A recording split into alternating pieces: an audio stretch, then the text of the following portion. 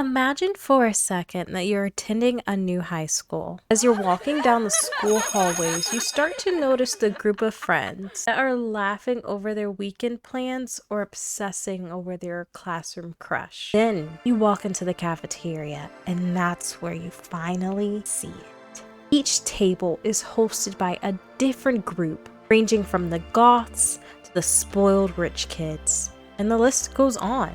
Who you decide to be from that moment moving forward determines the rest of your high school year. So which group will you choose? Growing up, I was obsessed with Barbie. Now into adulthood, I still find elements of that obsession trickling into my personal style and my buying habits. So today I want to dive into the hyper-feminist and girly aesthetics of the interwebs. I've started to notice a wave of hyper-feminist aesthetics starting to reemerge. These aesthetics collectively express femininity in a variety of ways. TikToks, posts, and reels alike share common elements of softness, pastels, shades of pink, and other uses of what people consider to be girly elements. The recent rise in the very pink aesthetic Barbiecore has also shown a reemergence of love for hyper-feminist aesthetics. This resurgence can also be attributed to Greta Gerwig's upcoming film adaptation of Barbie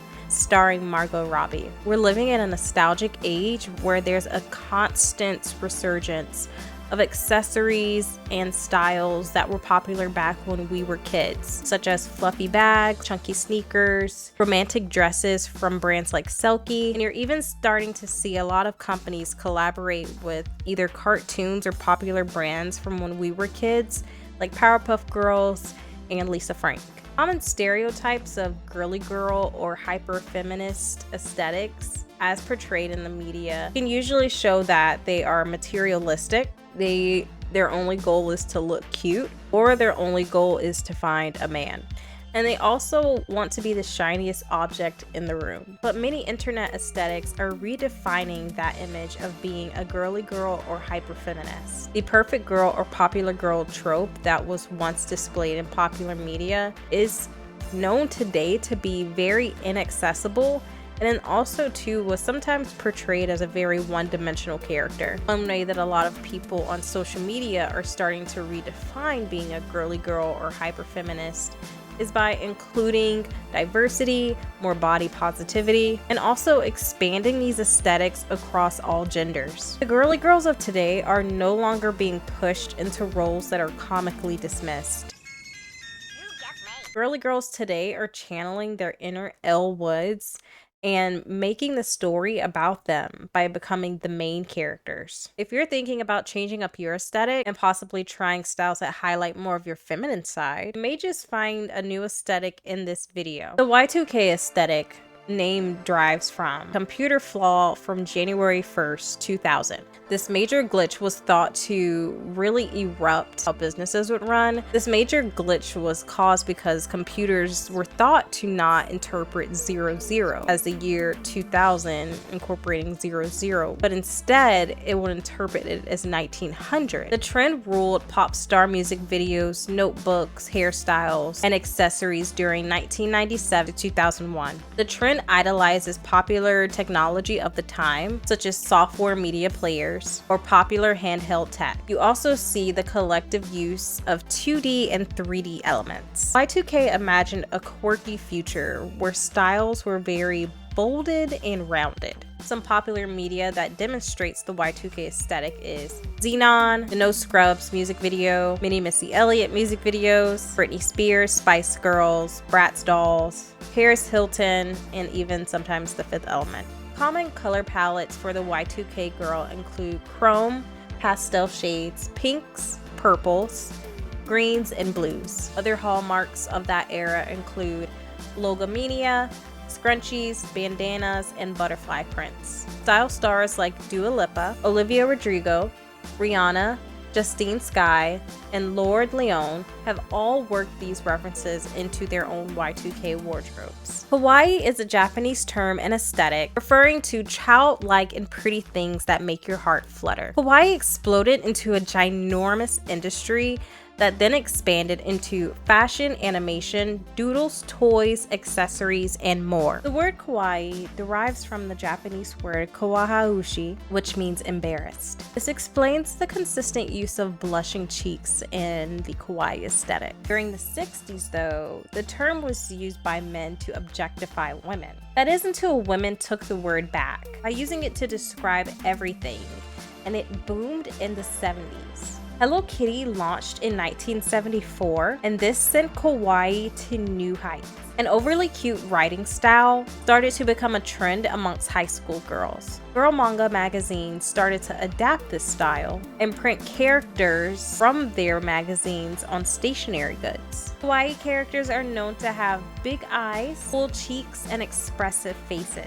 Kawaii fashion includes bright pastels, lace, ribbons, bows, ruffles, bloomers, aprons, and ruffled petticoats. Parasols, chunky Mary Jane heels, and Bo Peep collars are also very popular. Common color palettes of the kawaii aesthetic include pastel colors, soft pinks, blues, and purples. We've seen kawaii trends popularized and appropriated by a variety of celebrities including Nicki Minaj, Gwen Stefani, and Avril Lavigne. Pastel punk aesthetic combines stereotypical punk elements including spikes, combat boots, chains, and anything black, but pairs them with the opposing sweet elements. The aesthetic originated on Tumblr back in the 2010s. The aesthetic derives from the popular punk aesthetic, which emerged in the UK back in the 70s. Punk is primarily made up of beliefs such as nonconformity, anti-consumerist, anti-corporate greed, direct action, and not selling out. But pastel punk will pull a lot of its elements from the kawaii aesthetic, emo, and bohemian chic. The pastel punk aesthetic still shows a strong resemblance to the punk aesthetic by incorporating some classic styles such as tattoos, piercings, and dyed hair, but the hair is usually mostly pastel colored. Common color palettes include purples, pinks, pastels of course, dark plum, and the most famous of all, matte black. Finally, you can be a Barbie girl in a Barbie world. The reigning queen of dolls has recently started making a buzz on social media again with the rising aesthetic of Barbiecore. This is due most likely to the upcoming film adaptation that I mentioned earlier. Barbiecore has become one of the largest aesthetics to take over our feed, so far amassing about 8 million views on TikTok. The trend proves that you can never own too much pink, literally. Barbiecore is inspired by, of course, the Mattel doll, Barbie, and she was created by Ruth Handler doing a Germany trip back in 1956. Ruth and her children came across a doll while in Germany called Build Lily. She bought one of the dolls for her daughter, but then also took a few home and back to her company. At the time, really only paper dolls and baby dolls were popular, so Ruth came up with the idea to have a doll that was more adult bodied. Barbiecore can be achieved by using a range of hot pink, neon pink, and other varieties and shades of pink. Just a lot of pink. And the styles are usually daily styles. Remember, Barbie can do anything. Literally, she went from being a marine biologist to being the president. So whatever you wear, you just do what you have to do in all pink. Elle Woods from Legally Blonde exemplifies this aesthetic. Some fashion examples for Barbiecore include Versace's Medusa Avita's pump platform, Kim Kardashian's SNL intro, Anne Hathaway's Cannes Festival fashion, and early influences from Nicki Minaj. Cottagecore embraces a simpler life, where daily activities include agriculture life, such as gardening, developing skills, such as sewing or cooking, crafts, or frolicking. Oh my God! I'm frolicking! I got on a pink shirt! This aesthetic gives off a feeling of coziness with the use of fresh flowers, and grandma's vintage dishware. Unlike minimalism, which relies on straight-edged perfection, this trend embraces all of the wear and tear. Cottagecore gives a nod to the romanticized traditional English countryside style, which was commonly portrayed in popular media like Secret Garden, Little Women, The Sound of Music, Snow White, Pride and Prejudice. This aesthetic emphasized a connection to nature, the past, and the senses. Romanticism, an artistic movement that occurred in response to the Industrial Revolution and the disillusionment of political norms, originated in the 1800s. I do have a deeper dive on romanticism in my other video, main character and anime tropes. I'll link that right up here somewhere so you guys can check that out, where I do a deeper dive into how romanticism has played a huge role into how people have main character energy. Romanticism revived this love for British cottages, as the English rural side was a common object for a lot of painters at the time. Cottagecore fashion includes styles like loose-fitting, flowy dresses, flowy skirts, large layered clothing, laced corsets, bodices, more lace, and overalls, and also short hauls. The color palette for cottagecore commonly includes faded colors including browns, baby pinks, olive greens, ivory, and baby blue. The e-girl aesthetic is exactly what it sounds like, as the antecedent E would imply that the e-girl is very online. Maybe she's a gamer, maybe she's an anime lover, maybe she's a cosplayer, maybe she's just on TikTok a lot. The e-girl style can range from a cutesy, sexy bubblegum look to more of a goth emo inspiration look. Many characters in popular media that stem back to the reemergence of the e-girl include Ramona from Scott Pilgrim vs. the World, Margot Robbie's Harley Quinn, Kat on Euphoria, Arabella on I May Destroy You, and Billie Eilish. However, before there was internet, the e-girl looked more like the goth girl, or even sometimes the weird girl, or also sometimes a very popular movie trope, manic pixie girl. The earliest depiction that I could find of the e-girl was Angelina Jolie in the 1995 film Hackers. Today's e-girl fashion includes printed tops in black, pleated skirts, chain accessories, and platform and chunky shoes. The makeup consists of heavy eyeliner, blush across the nose, and little symbols drawn around the eyes. E-girls will often style their hair into a variety of trendy styles: pigtails, twin tails, space buns, straight bangs, or having dyed hair streaks. E-girl color palettes consist of pastel colors, neon colors, black, purple, red. The baddie sets the trend and blends high fashion with streetwear. Baddie derives from bad bitch. She's confident and she's not afraid to show up and show out. She is sexy and cool, and her nail and her eyebrow game are always on point. The baddie aesthetic is heavily influenced by the Kardashians, Meg Thee Stallion, Rihanna, Beyonce. Baddies can usually be found wearing crop top and tracksuit pants, chunky sneakers, oversized t-shirts, popular streetwear brands, biker shorts, and ripped jeans. Color palettes for baddies include deep or rich tones such as burgundy, navy, of course Barbie pink, white, black, and camo.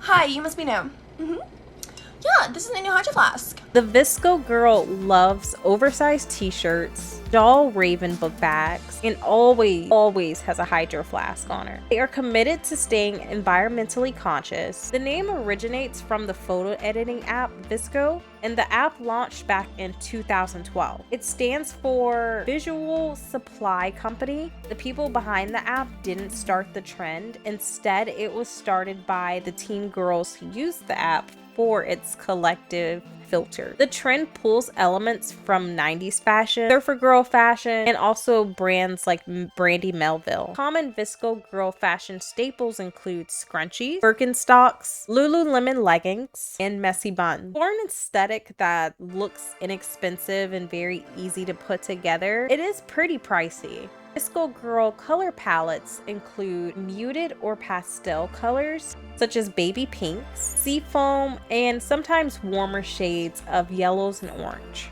The soft girl aesthetic or the softie aesthetic. The soft girl or softie aesthetic draws a lot of parallels with kawaii. This style is based on being deliberately cute. Soft girl is also about expressing emotions, being sentimental or romantic, and embracing one's tender or gentle side. So that is being emotionally soft or vulnerable. Earliest links of soft girl can be traced back to outdated gender roles, where women were always viewed as being more vulnerable and submissive to men. This aesthetic can also be linked back to many stereotypical anime tropes that highlight girls and women as soft with innocent personalities. Today's soft girl trend has given that trope a new edge. Soft girls today show that they can advocate for equal power, be heard, and still maintain a gentle image. Popular personalities or characters that demonstrate the soft girl aesthetic are Ariana Grande and Princess Bubblegum from Adventure Time. Fashion trends consist of plaid skirts, milkmaid dresses, oversized hoodies, light wash denim, floral or heart pattern, cozy clothing, cardigans, and crop tops. The color palette consists of pastel pinks, pastel colors in general, white, and cyan. The glam girl is an aesthetic that gives off the image of wealth, high social status, and beauty. The glam girl aesthetic can be linked to the old money aesthetic because it is romanticizing luxury goods. The origins of the old money aesthetic can be linked back to English preparatory schools, which consisted of upper classes. The elements that set upper classes apart from others include inheritance and the longevity of styles that are invested in. They also enjoy experiences that only one can attain by having the money to do so. The idolization of goods based on their longevity is definitely portrayed in the glam girl aesthetic, as she can be seen wearing styles like silks, satin, cashmere, and fur. The glam girl aesthetic also pulls styles together in a more refined manner and loves accessorizing with shiny things. Popular adaptations or personalities of the glam girl are Marilyn Monroe, Serena van der Woodsen from Gossip Girl, and Jackie Kennedy. The glam girl color palette consists of beige, brown, pink, black, white, blue, and green. The clean girl aesthetic is a popular trend that emerged on TikTok in 2021. The aesthetic clean girl draws a lot of parallels with minimalism, not wearing a lot of anything, whether that be makeup, jewelry, layers, can be seen in the clean girl aesthetic. The aesthetic stems from the clean makeup movement that occurred, which saw a lot of influencers and celebrities wearing no to very little makeup. Their skin is often very glowy and doughy, and also skincare is a very common hobby of theirs. Popular personalities of the clean girl aesthetic are Zoe Kravitz, Alicia Keys, and Hailey Bieber. Clean girls opt for color palettes that include natural hues such as beige, seafoam, gray, and white. And before we jump into our very last aesthetic here, I just want to remind all of you all that if you have enjoyed this video, feel that you have found your next aesthetic, please comment below what aesthetic you find that you relate to the most. We all want to know. Yeah, we'd love to see your progress with kind of updating to that new aesthetic. But don't forget to subscribe. Please like and share this video if you found it to be interesting. The bohemian or boho chic aesthetic features flowy and oversized clothing. The aesthetic pulls a lot of inspiration from the 1960s hippie era, Romani, South Asian, Native American, and Gypsy culture. Styles commonly include baggy clothing, beaded jewelry, a lot of fringe, and a lot of different mixes of patterns. Popular personalities that tend to wear the boho chic or bohemian style a lot include Vanessa Hudgens, Zoe Kravitz, and SZA. The go-to color palette for boho chic includes very warm and neutral colors combined with very cool colors: yellows, browns, white, green, blue, gray, and red. We currently live in an age of nostalgia and oversaturation of content. Popular fashion trends tend to come into style and die overnight sometimes, it seems. In the future, most popular fashion trends, meaning the styles that are picked up by stores like Forever 21 and H&M, will probably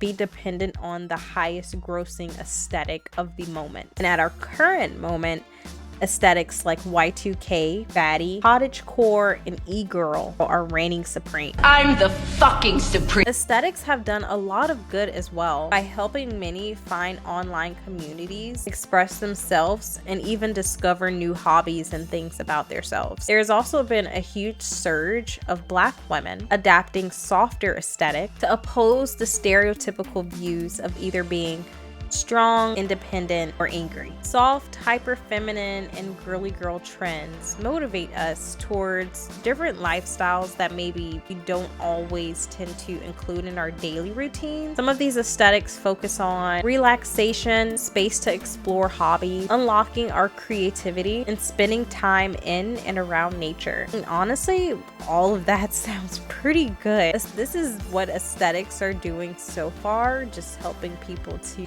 better define themselves and even grow closer to a community that they feel more related to. Then let's keep that going. I think we do also have to look at, if people keep finding aesthetics to just adapt themselves to, is it genuine anymore? If they're trying to be a certain aesthetic instead of kind of discovering on their own who it is that they are. I don't know. I mean, that's just kind of the way the cookie crumbles. But that concludes it for today. Those are all of the girly girl and hyper feminist aesthetics that you can find online, maybe even adapt to your own day-to-day.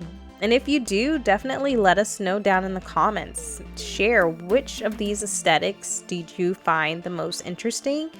And also too, what are some of the downsides that you see to aesthetics? Don't forget to like and subscribe if you made it all the way to the end of this video. Yeah, thank you for making it all the way to the end of this video. I hope this was entertaining enough.